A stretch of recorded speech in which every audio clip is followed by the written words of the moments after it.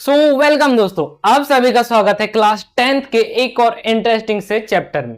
आज हम class 10th के इंग्लिश का फर्स्ट पोयम को डिस्कस करने जा रहे हैं, जहां पर फर्स्ट पोयम है डस्ट ऑफ स्नो। हम आज डस्ट ऑफ स्नो के बारे में पढ़ेंगे।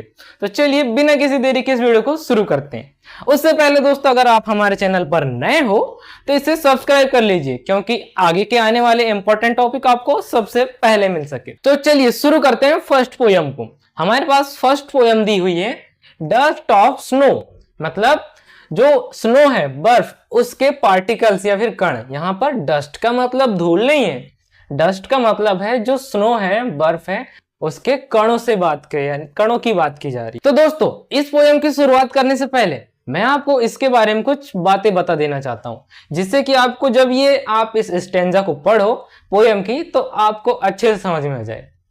तो दोस्तों, हमारे इस कहानी में जो हमारे मेन कैरेक्टर हैं, लेखक हमारे रॉबर्ट फ्रोस्ट, जिन्होंने इस पोयम को कंपोज किया है, वो बताना चाहते हैं कि भाई एक बार वो जब बहुत ही उनका मूड खराब था, तो वो क्या करते हैं, ऐसे बाहर निकल जाते हैं, क्योंकि क्या पता उन्होंने दिन में क्या देख लिया था कि इसकी वजह से उनका मूड बहुत खराब था।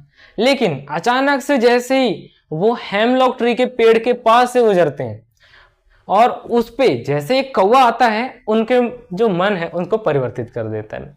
तो उन्होंने, रॉबर्ट फ्रोस्ट ने इस चैप्टर में बताया है कि प्रकृति में होने वाली जो कुछ छोटी छोटी चीजें हैं, वो हमारी मनोदशा को किस तरह से बदल देती है। मतलब ये प्रकृति ऐसी चीज है जो हमें इस तरह से परिवर्तित कर सकती है जिसकी हमने कभी आशा ही नहीं की है। तो अब हम देखते हैं कि रॉबर्ट फ्रोस्ट ने अपने इस नेचर के बारे में बताते हुए क्या बोला है। तो यहां पर हमारी फर्स्ट स्टेंजा है, the way a crow soak down on me the dust of snow from a hemlock tree. जिस तरह से एक जो कौवा है वो मेरे ऊपर जो स्नो की डस्ट है, यानी कि बर्फ के कण है, उन्हें मेरे ऊपर गिराता है हेमलॉक ट्री के पेड़ से। Has given my heart a change of mood, जिसकी वजह से मेरा जो हृदय है या फिर मेरे हृदय की मनोदशा है वो बदल जाती है। And saved some part of a day I had rued, और मेरे जीवन के उस पार्ट को बचा लेती है जिसमें मैं रिग्रेट करता और शायद मेरा वो जीवन या फिर दिन का पार्ट खराब जाता। अब यहां पर वो बता रहे हैं, इसे हम थोड़ा डीप में समझते हैं कि जैसे एक कौवा, उनके ऊपर हेमलॉक ट्री, क्रो मीन्स कौवा होता है, हेमलॉक ट्री, जो ये हेमलॉक ट्री है, एक पॉइजनस ट्री है। कैसा है? पॉइजनस ट्री है। और जो कौवा है, कौवे को तो अपशगुन का यानी चिन्ह माना जाता है, फिर सूत्र माना जाता है। तो कौवा तो एक अपशगुन हो गया, मान लो ये क्या हो गया, अपशगुन हो गया। अपशगुन मान लो, कोई कोई बोलते हैं, कई लोगों का कहना है कि कौवा अपशगुन का यानी माना जाता है। कौवे को अगर कौवा दिख गया तो वहां से ना जाया जाए, कौवे को ना देखा है किसके, यानी कौवे को नहीं देखना चाहिए। लेकिन उसी की तरह एक और चीज आ गई, हेमलॉक ट्री। हेमलॉक ट्री तो खुद एक पॉइजनस ट्री है। अब उसके पेड़ के पास अगर कोई जाएगा तो उसकी वजह से तो उसकी डेथ ही हो जाएगी। तो उसी तरह से हेमलॉक ट्री तो एक तरीके से मौत का प्रतीक हो गया। कौन, किसका प्रतीक? मौत का प्रतीक हो गया हेमलॉक ट्री। एक हो गया अपशगुन, दूसरा हो गया मौत। अब ये दोनों किसी के जीवन में अच्छाई कैसे ला सकते हैं, इसी के बारे में बताएं हमारे रॉबर्ट फ्रोस्ट ने। कि वो बता रहे हैं कि जो प्रकृति की छोटी सी छोटी चीजें हैं वो हमारे लिए अच्छी भी हो सकती है और बुरी भी हो सकती है, बस उनकी कंडीशन और सिचुएशन अलग अलग रहनी चाहिए।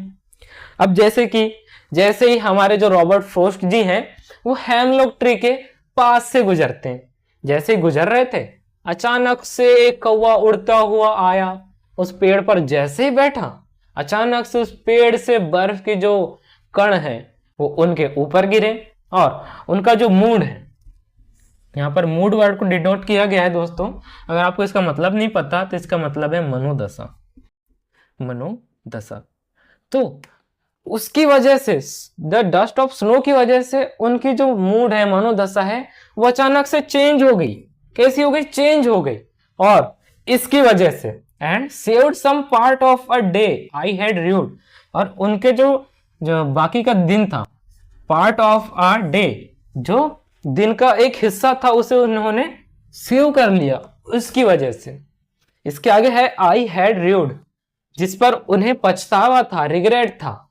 अब बताइए, अब शगुन और मौत की चीजें किस तरह से किसी के जीवन के हिस्से को बचा सकती हैं? ये तो उसे नष्ट भी कर सकती थी। तो रॉबर्ट फ्रॉस्ट ने प्रकृति की इन छोटी छोटी चीजों की सुंदरता के बारे में बताया है। अब इसके क्वेश्चन आंसर्स को हम नेक्स्ट पार्ट में करेंगे। तब तक के लिए गुड बाय।